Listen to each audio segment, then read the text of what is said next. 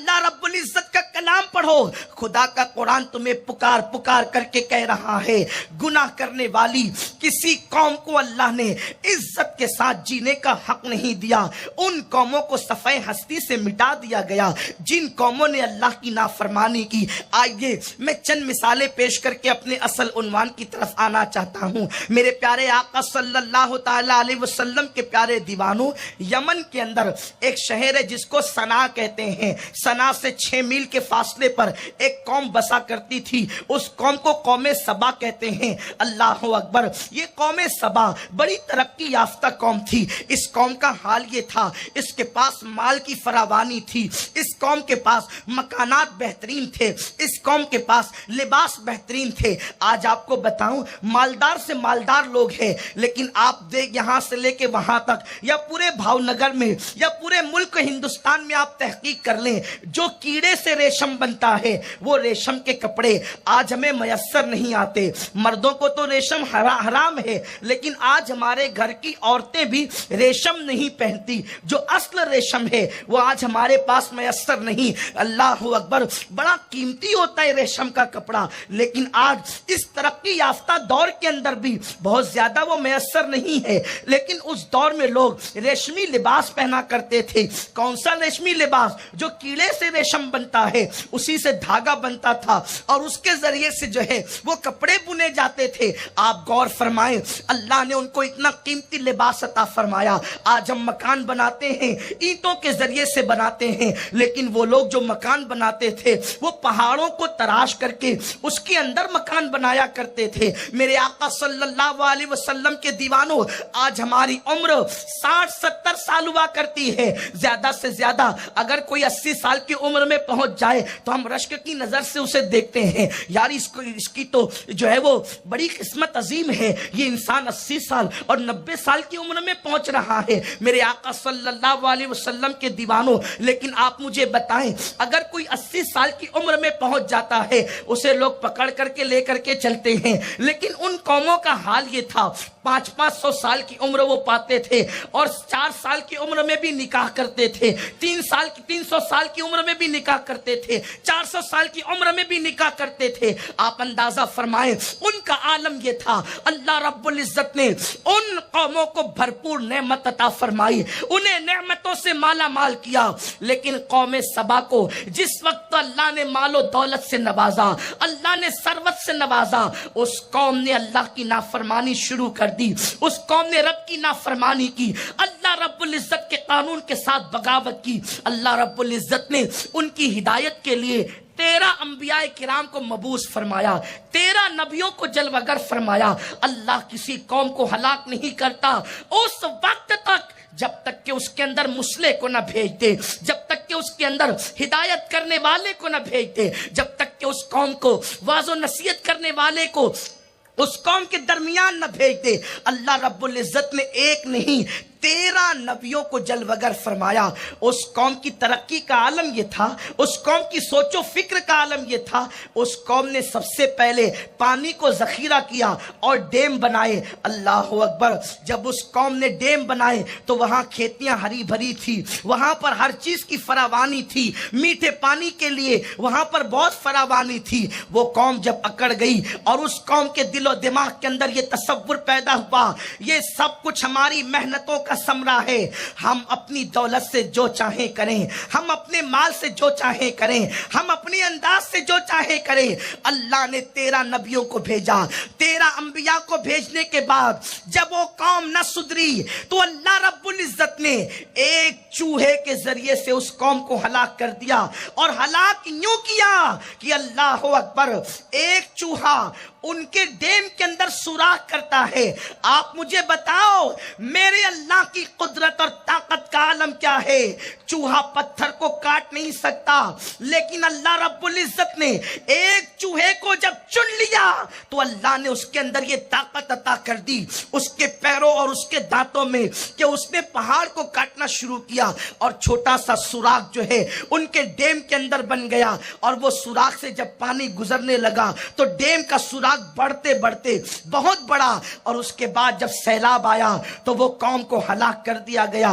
اس قوم کو تباہ کر دیا گیا، اس قوم کو برباد کر دیا گیا۔ میرے پیارے آقا صلی اللہ علیہ وسلم کے دیوانوں، اس طرح کی بے شمار قومیں ہم سے پہلے زمین پہ آباد ہوئی۔ اللہ اکبر۔ اسی زمین کے اوپر ایک مالدار تھا جس کا نام قارون تھا۔ یہ جناب موسیٰ علیہ السلام کے سگے چچا کا بیٹا تھا، حضرت موسیٰ علیہ السلام کا چچا زاد بھائی تھا۔ یہ اتنا اخلاق مند انسان تھا کہ اس کے اخلاق کے چرچے بنی اسرائیل کے اندر بہت بجا کرتے تھے، اس کے ڈنکے بجتے تھے بنی اسرائیل میں۔ یہ توریت کا بہت بڑا عالم تھا۔ حضرت موسیٰ علیہ السلام جب بھی توریت کو سننا چاہتے تو قارون سے کہتے، او قارون ذرا تو توریت پڑھ۔ اللہ کا نبی توریت قارون سے پڑھا کر کے سنا کرتے تھے۔ قارون کو کہتے تھے تجھے توریت پڑھنا ہے۔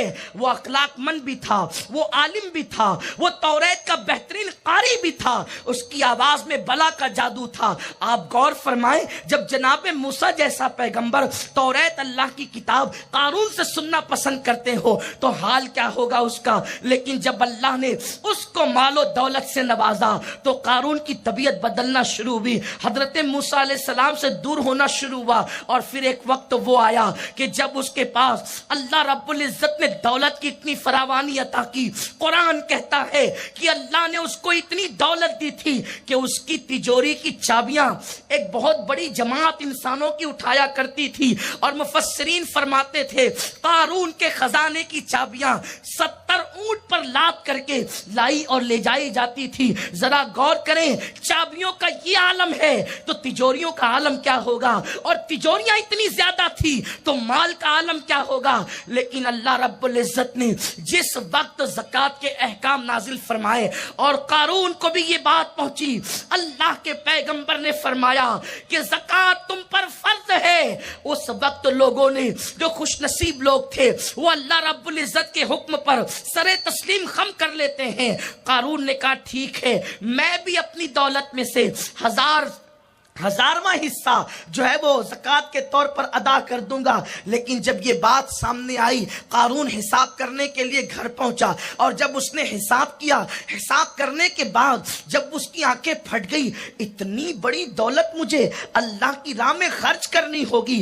اس نے ایک ہیلا نکالا کہ کسی طرح سے زکوٰۃ دینے سے بچا جائے، اور اس کا طریقہ یہ ہوگا کہ حضرت موسیٰ کے کردار کو ڈیمیج کیا جائے، حضرت موسیٰ پر اعتراضات کیے جائیں۔ اس نے کیا کیا، راتوں رات جا کر کے ایک عورت کو پیسے پر پھسلایا اور کہا جب موسیٰ اپنی قوم میں خطاب کریں گے تو اس وقت تجھے حضرت موسیٰ پر زنا کا الزام لگانا ہوگا۔ عورت کو پیسے مل گئے، عورت اس کے لیے تیار ہو گئی، اور اس کے بعد جب صبح ہوئی جناب موسیٰ قوم میں تشریف لائے۔ قوم میں تشریف لانے کے بعد آپ نے ارشاد فرمایا لوگو اللہ سے ڈرو، اور جب آپ نے قوم کے درمیان باز فرمایا، قارون کھڑے ہو کر کے سوال کرتا ہے اے اللہ کے نبی ایک سوال کا جواب دے۔ حضرت موسیٰ علیہ السلام نے پوچھا کیا ہے؟ کہا اگر کوئی زنا کرے اس کی سزا کیا ہے؟ جناب موسیٰ علیہ السلام نے فرمایا اگر غیر شادی شدہ ہے تو اس کو کوڑے لگائے جائیں، اور اگر شادی شدہ ہے تو اس کو سنسار کیا جائے۔ اس وقت اس نے پوچھا یہ سزا عوام کے لیے ہے یا آپ کے لیے بھی ہے؟ اللہ کے پیغمبر نے فرمایا میں بھی اللہ کا بندہ ہوں، اللہ پر جو گناہ کرے گا اس کو یہی سزا ملے گی۔ حالانکہ نبی معصوم ہوتا ہے، نبی گناہ نہیں کر سکتا، تصور گناہ بھی نبی کے قریب سے گزر کر کے نہیں جا سکتا۔ لیکن اس نے چونکہ سوال کیا تھا، اللہ کے نبی کے جواب دینے کا انداز یہ تھا، اس نے اس عورت کو اشارہ کیا یہ کیا کہتی ہے؟ عورت کھڑی ہوئی، اس نے کہا کہ دیکھو یہ عورت کے ساتھ آپ نے زنا کیا ہے۔ حضرت موسیٰ علیہ السلام نے کہا استغفر اللہ، یہ کیا بات کرتے ہو؟ اس وقت اس نے کہا موسیٰ یہ عورت کہنے کے لیے تیار ہے۔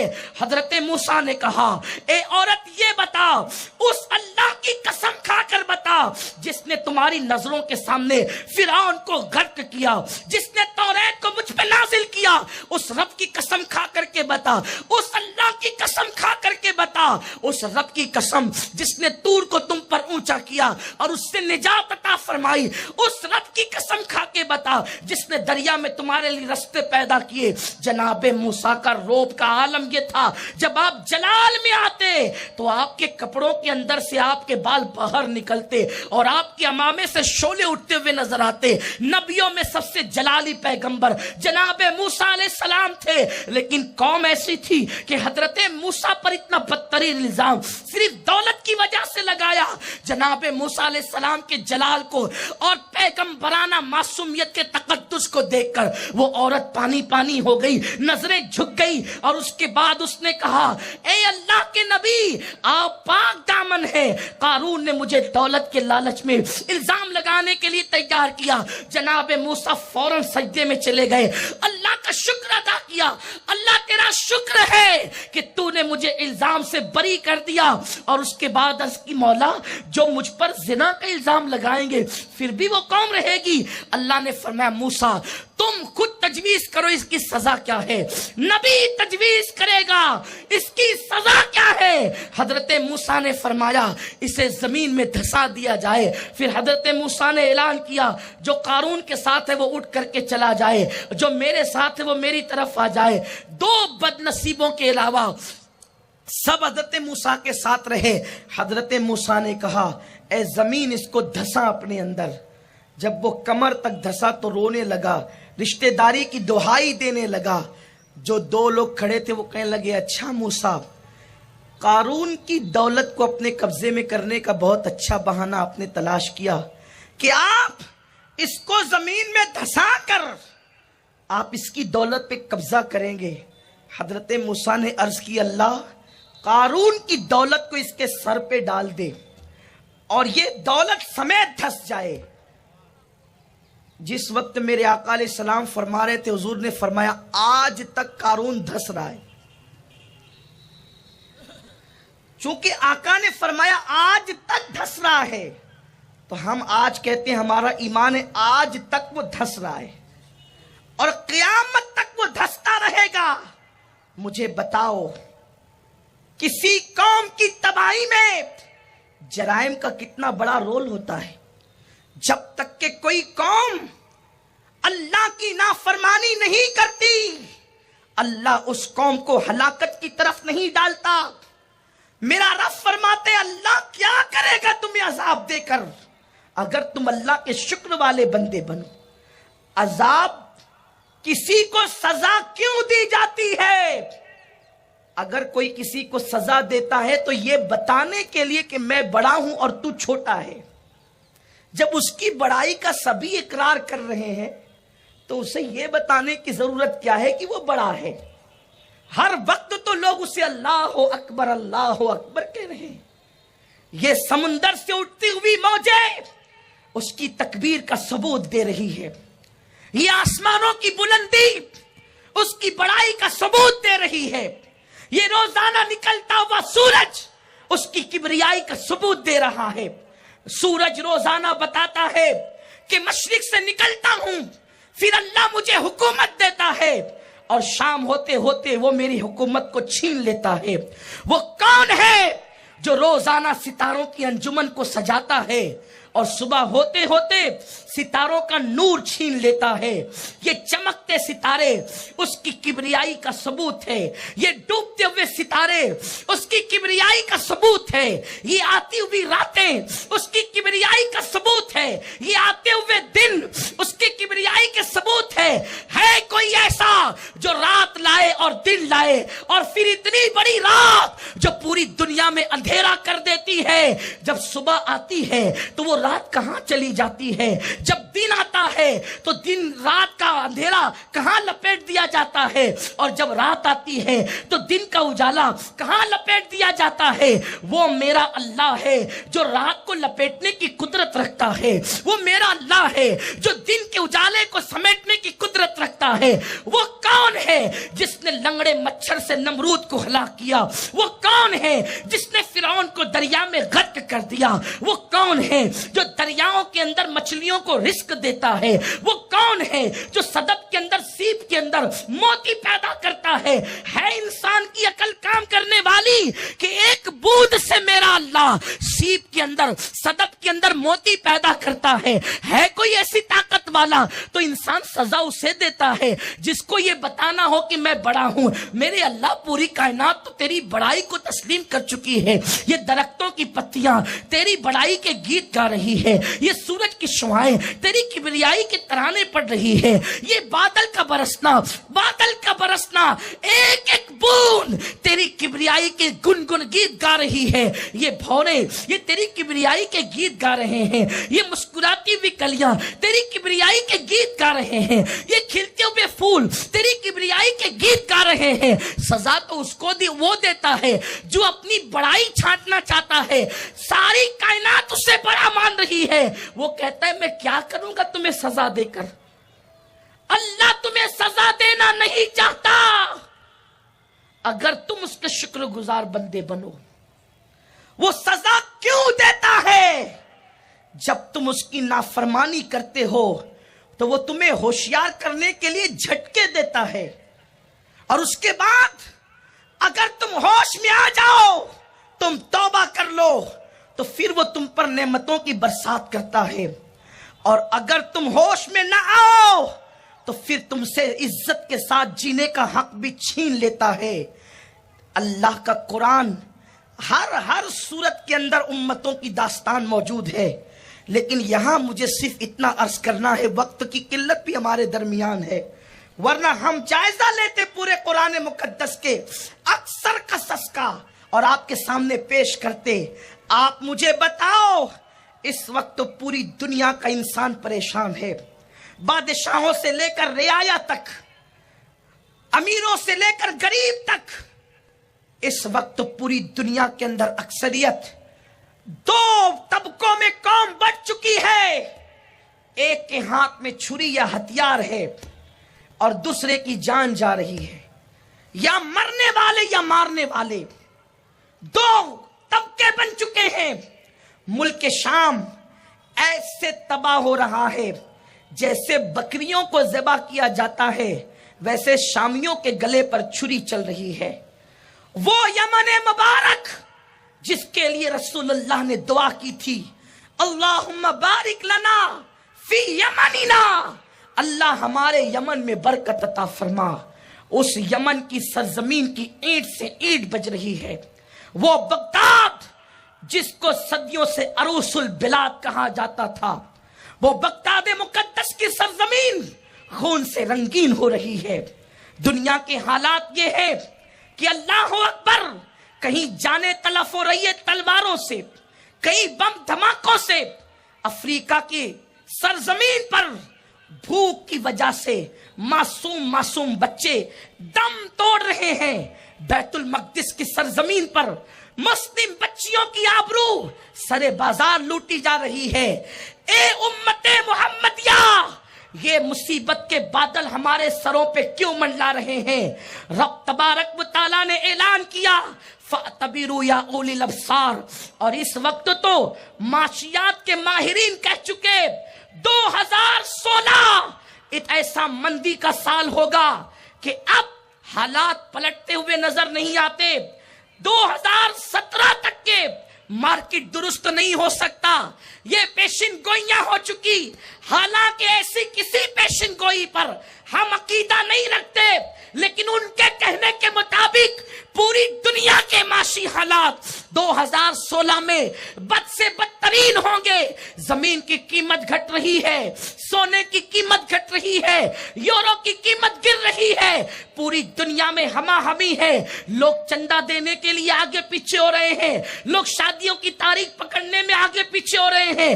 یہ کیوں ہے؟ یاد رکھو, میرے اللہ نے تم پر دولت کے دروازے کھول دیے, میرے رب نے تم پر دولت کے دروازے کھول دیے تھے. اب یہ بھی کہہ سکتا ہوں کہ قارون جس خزانے پہ اتراتا تھا اس کی چابیاں 70 سوار اونٹوں پہ لادی جاتی تھی. ہمارا ایک انسان, اس امت محمدیہ کا ایک انسان, چاہے وہ امت دعوت سے تعلق رکھتا ہو, چاہے امت اجابت سے تعلق رکھتا ہو, وہ اپنے اے ٹی ایم میں قارون سے زیادہ خزانہ لے کر جیب میں رکھ کر کے گھومتا ہے. امت محمدیہ کو اللہ نے اتنی فراوانی دے دی تھی کہ قارون جس خزانے پہ اتراتا تھا, امت محمدیہ کا وہ فرد اس سے زیادہ خزانہ جیب میں لے کے گھوم رہا ہے. کیا اللہ نے فراوانی نہیں دی تھی؟ چاہے مسلمان و کافر, وہ امت محمدیہ کا فرد ہے. جو مومن ہے اسے امت اجابت کہتے ہیں, جو کافر ہے اسے امت دعوت کہتے ہیں. لیکن مجھے بتاؤ, ہے تو دونوں ہی امت.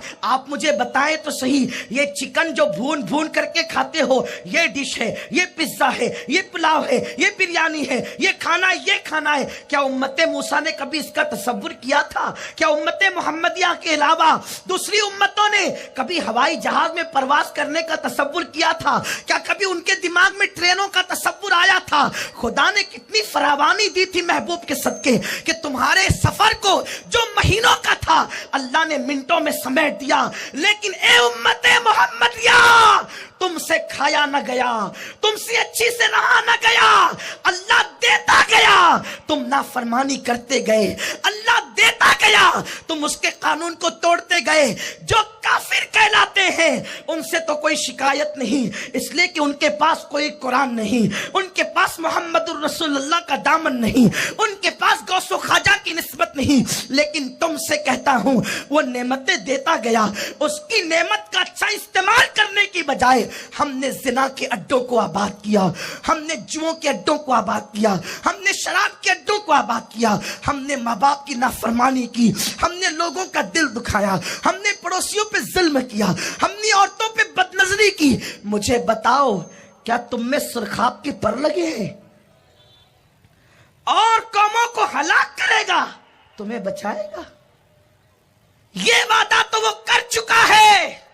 حبیب تیری امت پر اجتماعی عذاب نہیں بھیجوں گا, لیکن یہ وعدہ تو اس نے نہیں کیا ہے کہ انفرادی عذاب بھی نہیں بھیجوں گا.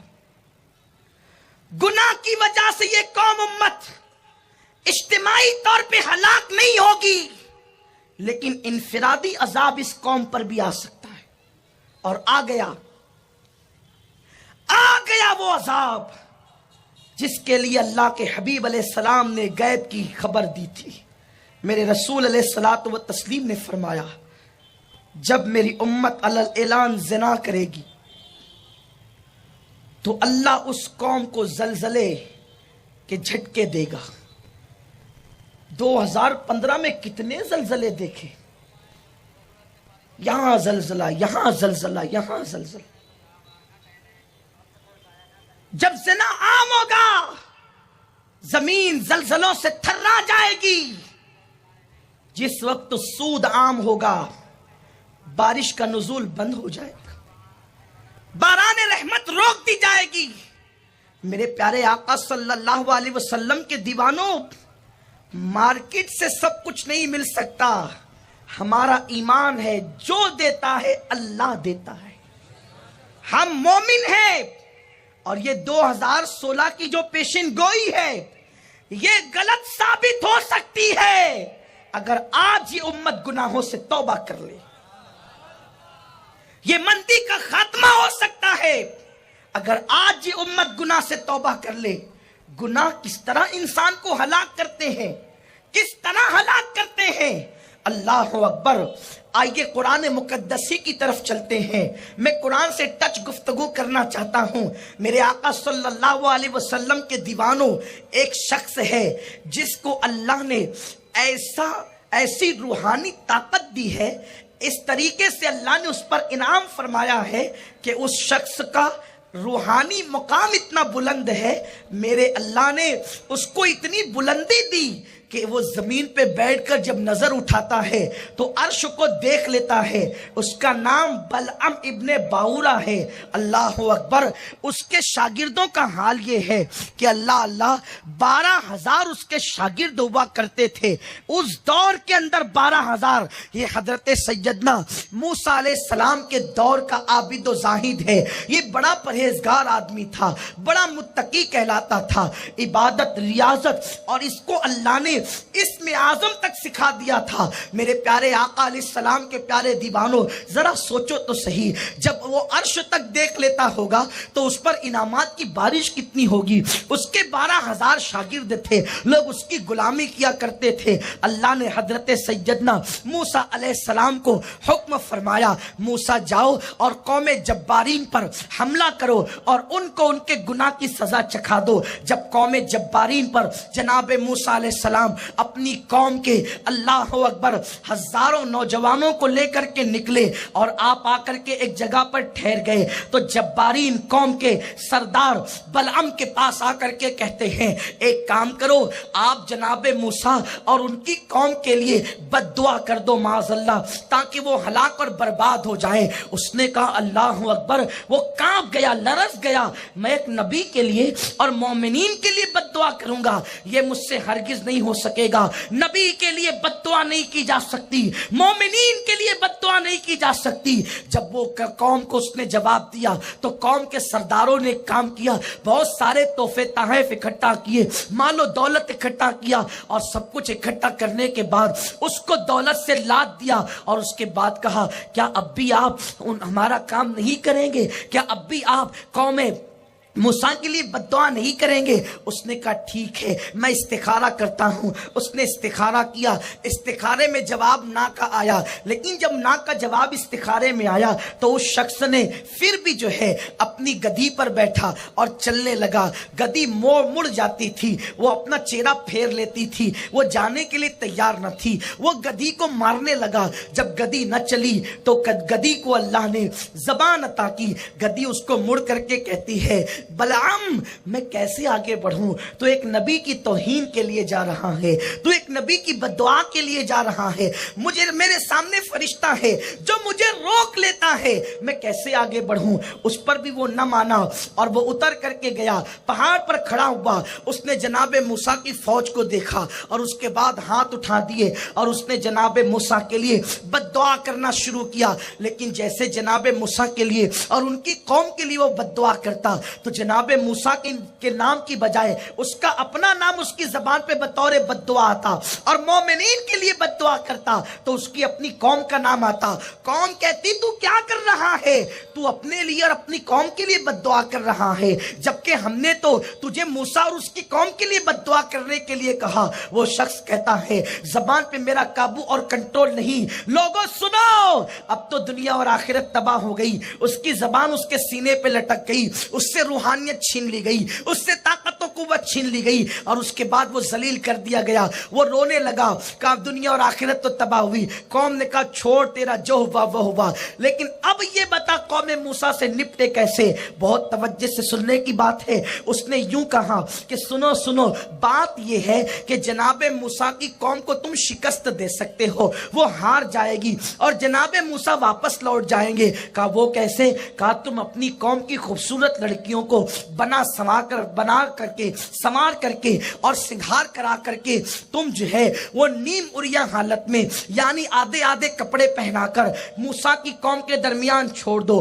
قوم کی ہزاروں لڑکیوں کو جمع کیا گیا, اور جب ان کو چھوڑ دیا گیا تو جناب موسیٰ علیہ السلام کی قوم میں ایک بہت بڑا رئیس تھا, بہت بڑا مالدار جوان تھا. ایک خوبصورت لڑکی کو وہ گود میں اٹھا کر کے لایا, اور لانے کے بعد اس نے حضرت موسیٰ سے فتویٰ پوچھا, بتائیں یہ لڑکی میرے ساتھ حلال ہے یا نہیں ہے, آپ میرے ساتھ اس کا نکاح کر دیں. حضرت موسیٰ نے کہا ہم جہاد کے لیے آئے ہیں, ہم نکاح کی محفلیں منعقد کرنے نہیں آئے ہیں. یہ لڑکی تجھ پہ حرام ہے, اور میں اس کے ساتھ تیرا نکاح اس وقت تک نہیں کر سکتا جب تک میں اللہ کے حکم پہ عمل نہ کر لوں. اس نے لڑکی کو اٹھا کر اپنے خیمے میں لے گیا اور لے جا کر وہ زنا میں مصروف ہو گیا. ایک بندے نے زنا کیا, اس کے زنا کی نحوست یہ ہوئی کہ وہ 1 سیکنڈ کے اندر اندر ایسی ہوا چلی کہ جناب موسیٰ کی قوم پر طاعون کی وبا پھیل گئی، پلیگ کی وبا پھیل گئی، اور 1 گھنٹے کے اندر 70,000 جوان مر گئے۔ 70,000 لاشیں کسے کہتے ہیں؟ آپ غور تو کریں، چند لاشوں کو دیکھ کر کلیجہ منہ کو آتا ہے۔ 70,000 جوانوں کی لاشوں کو جب دیکھا قوم نے، موسیٰ علیہ السلام کا ساتھ چھوڑ کر بھاگ گئے۔ حضرت موسیٰ غمگین ہو گئے اور آپ واپس پلٹ گئے۔ میں تم سے پوچھنا چاہتا ہوں، جس قوم کے اندر نبی ظاہری زندگی میں موجود ہو اور نبی اس قوم کی قیادت کر رہا ہو، اگر قوم کا ایک بندہ زنا کرتا ہے تو ایک زنا کی نحوست کی وجہ سے 70,000 جوان مرتے ہیں۔ یہ شام میں اٹھتے ہوئے جنازے، یہ یمن کے اندر اللہ اکبر سڑتی ہوئی لاشیں، یہ بیت المقدس کے اندر بے گور و کفن پڑے ہوئے معصوم لاشیں پکار پکار کر کہہ رہے ہیں یہ یوں ہی نہیں ہے۔ وہ لاجوں کا زنا قوم کو اس مقام پر پہنچایا ہے۔ یہ بھوک سے مرتے ہوئے افریقہ کے صحراؤں کے اندر تڑپتی ہوئی انسانیت ہمیں بتا رہی ہے یہ سود کی نحوست کا نتیجہ ہے۔ اور مسلمانوں سن لو، اگر ہندوستان میں تم سکون کی نیند سو رہے ہو، تم اطمینان کی نیند سو رہے ہو، تو یہ نہ سمجھنا کہ قدرت نے تمہاری طرف سے آنکھیں بند کر لی ہے۔ قدرت کی نگاہ سے کوئی بچ نہیں سکتا۔ رات کی تاریکیوں کے اندر جرم کرو گے یا دن کے اجالوں میں جرم کرو گے، دریاؤں کے کنارے جا کر جرم کرو گے یا پہاڑوں کی بلندیوں پہ جا کے جرم کرو گے، اگر تم ہوائی جہازوں میں جا کے جرم کرو گے، تم سب سے اپنے گناہوں کو چھپا سکتے ہو، خدا سے تم چھپ نہیں سکتے، اللہ کی نگاہوں سے چھپ نہیں سکتے۔ ان اللہ کان علیکم رقیبا، اپنی دولت پہ نہ اترانا، اپنی جوانی پہ ناز کر کے اللہ کو ناراض نہ کرنا۔ گناہ انسان کو تباہ کرتے ہیں، تمہیں بھی تباہ کر دیں گے۔ آج کے سنی اجتماع میں مصطفیٰ کریم کا غلام ان کی نالین کی خیرات لے کر عالمی سطح پر جو لوگ دیکھ رہے ہیں ان کو بھی اور آپ سب کو بھی یہ پیغام دینا چاہتا ہوں، آؤ آ کر کے سچی توبہ کر لو۔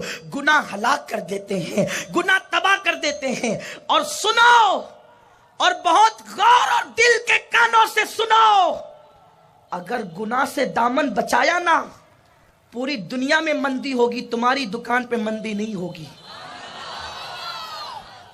اگر دامن کو گناہ سے بچایا نا، پوری دنیا کے سر پہ تلوار لٹکے گی، تم پر رحمتوں کا نزول ہوگا۔ آپ، یہ میری عقیدت کا غلو نہیں، یہ حقیقت ہے، یہ حقیقت ہے۔ جو گناہ سے بچے گا اسے اللہ امان دے گا، اور اللہ جسے امان دے دے اس کے بچنے کے لیے مکڑی کا جالا بھی کافی ہوتا ہے، اور اللہ جسے امان نہ دے اس کی حفاظت قلعے بھی نہیں کر سکتے۔ کیا تم نے نہیں دیکھا ان اللہ معنا کہنے والا رسول صدیق اکبر کو کیوں تسکین دے رہے ہیں؟ جب ابو بکر کہتے ہیں آقا ان کے قدم میں دیکھ رہا ہوں، یہ ہمیں دیکھ لیں گے تو کیا ہوگا؟ سرکار فرماتے لا تحزن، غم نہ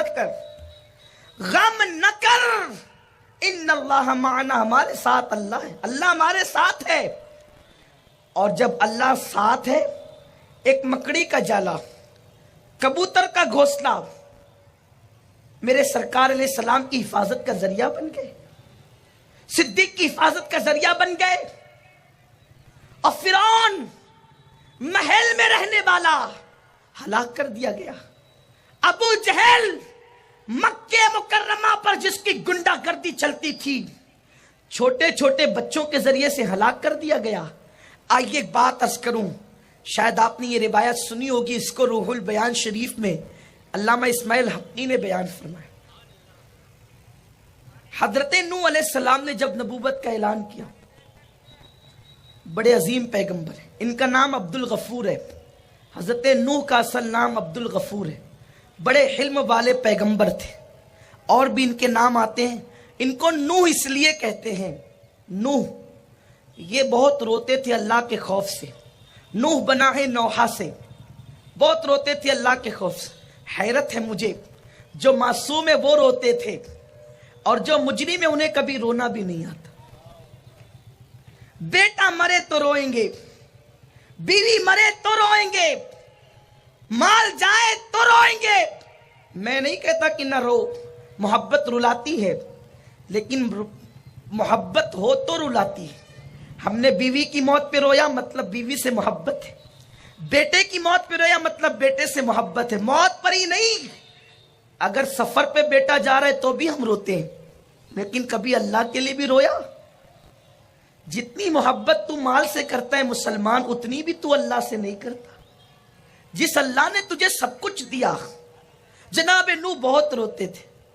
آپ نے 950 برس تبلیغ کی. ایک روایت کے مطابق صرف 80 لوگ آپ پر ایمان لائے.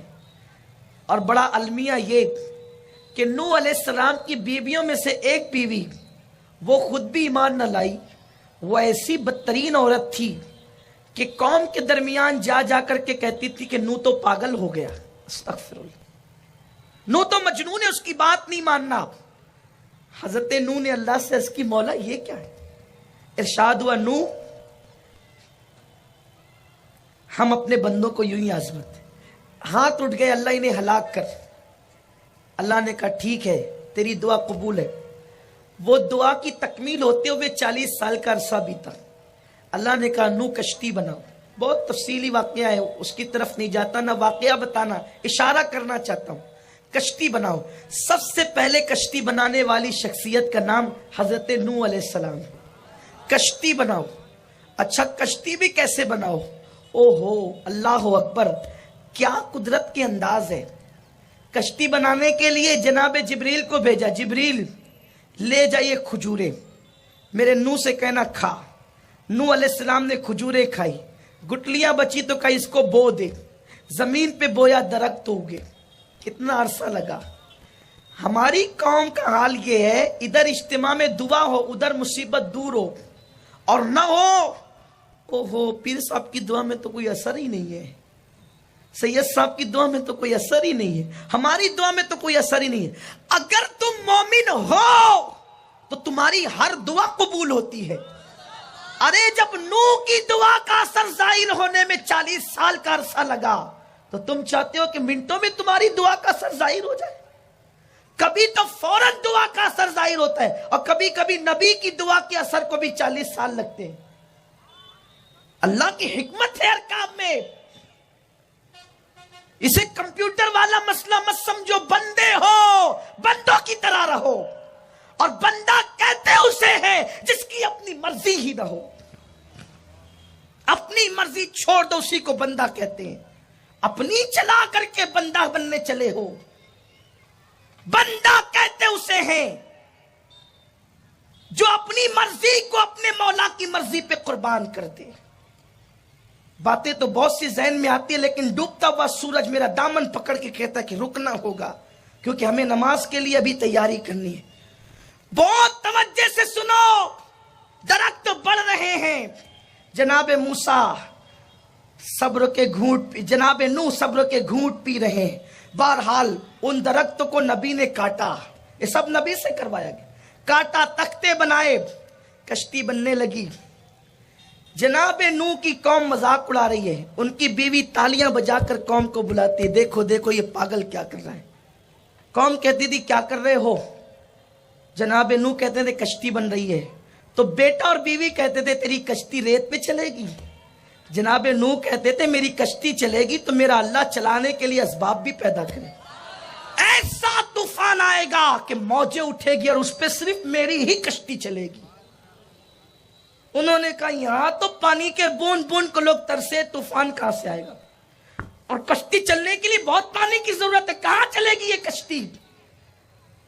وہ گناہ کرنے والی بیوی جناب نوح کو چیلنج کرتی ہے. لیکن ایک بڑھیا تھی جناب نوح کی قوم میں، وہ آئی اپنے نبی کو کشتی بناتے دیکھا. کہا نوح کیا کر رہے ہو؟ کہا کشتی بناتا ہوں. کہا یہ کشتی کیا ہوتی ہے؟ اب بوڑھی عورتیں تو تکرار کرتی ہے، بڑھاپا ہوتا ہی ہے تکرار کے لیے. لوگ کہتے ہیں بچپنا اور بڑھاپا ایک ہوتا ہے. اللہ سے دعا کریں اللہ ہمیں سٹیائے ہوئے بڑھاپے سے بچائے، یعنی اس بڑھاپے سے اللہ بچا لے جس میں عقل چلی جائے. ہاں حضور علیہ السلام کی یہ دعا ہے. بہت سے بوڑھے ایسے جس سے لوگ تنگ آ جاتے ہیں، اللہ یہ کیا بڑھاپا ہے یہ.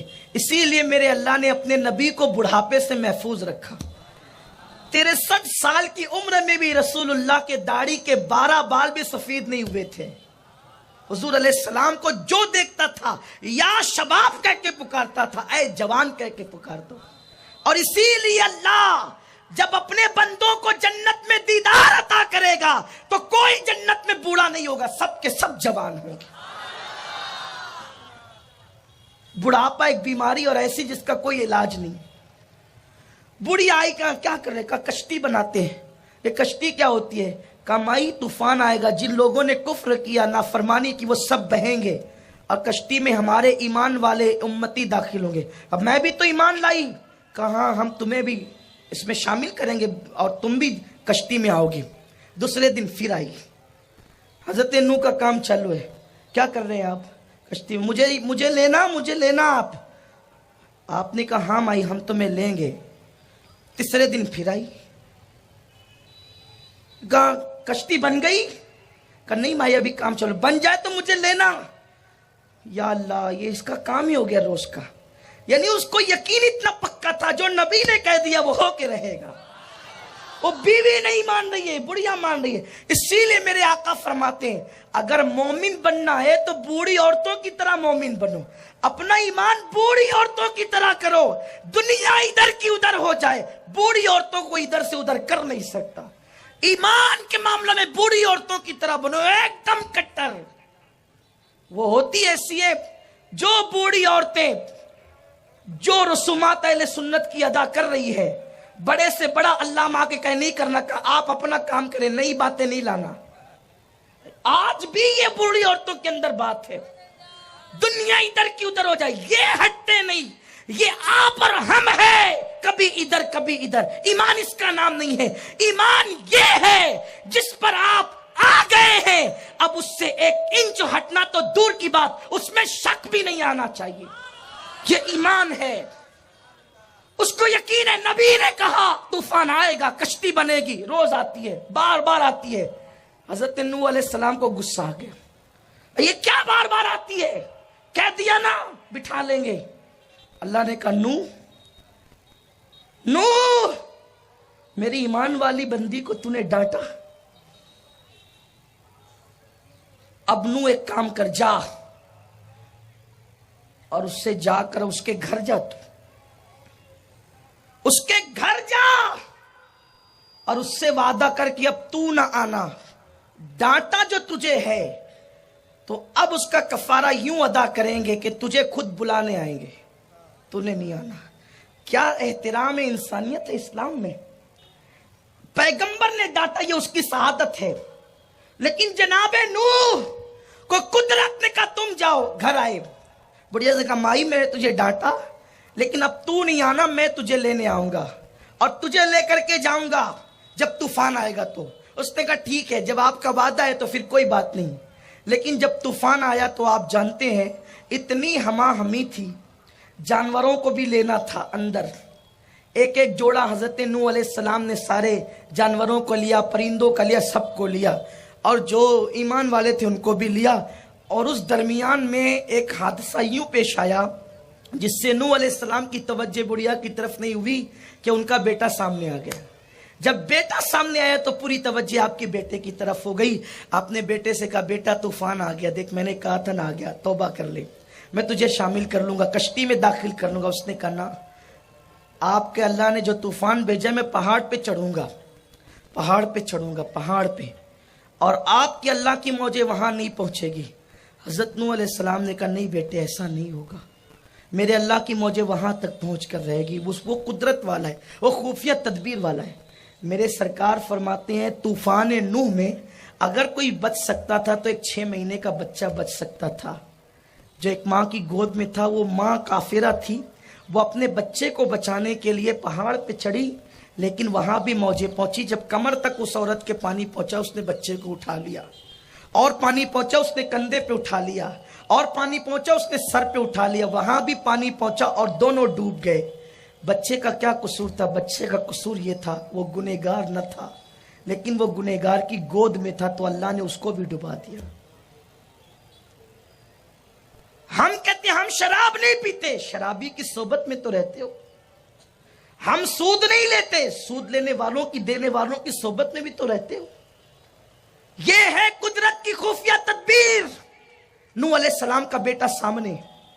نوح علیہ السلام کہتے بیٹے توبہ کر آ جا. نہیں, آخر کار ایک لہر اٹھی. اللہ نے فرمایا نوح لیس من اہلک, اب یہ تیرا بیٹا نہ رہا, اور وہ ڈبا دیا گیا. کشتی چلتی رہی. 40 دن کے بعد کشتی کو کنارہ ملا. ایک بات یہ بھی بتا دوں عقیدے کی, نوح علیہ السلام کی کشتی کے جو تختے تھے وہ کم و بیش 1,24,000 تھے. اور آپ جب کشتی بناتے, تختے لگاتے, صبح کر کے دیکھتے تو پھر جیسا کہ ویسا. اللہ نے فرمایا نوح اگر تو چاہتا ہے کہ یہ تختے لگے کہ لگے رہیں, تو اس میں تجھے چند تختے میری مرضی کے مطابق لگانے ہوں گے.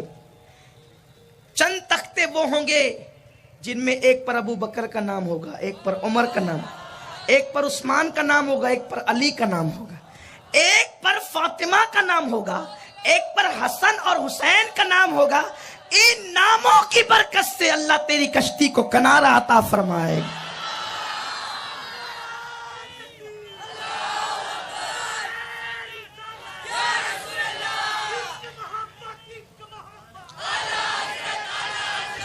جناب نوح علیہ السلام کشتی کنارے لگی, باہر آئے, بڑھیا کی یاد آئی. کارے وہ بڑھیا سے تو ہم نے وعدہ کیا تھا, لیکن نبی بھولتا نہیں, نبی کو بھلایا جاتا ہے. بڑے بڑے درخت بہ گئے, تنکا بہ گیا, پہاڑوں تک موجیں گئی. بڑھیا تو گھاس پھوس کی جھوپڑی میں رہتی تھی. نوح جب چلے ہیں تو دیکھا کہ سب فنا ہے, لیکن ایک جھوپڑی نظر آتی ہے,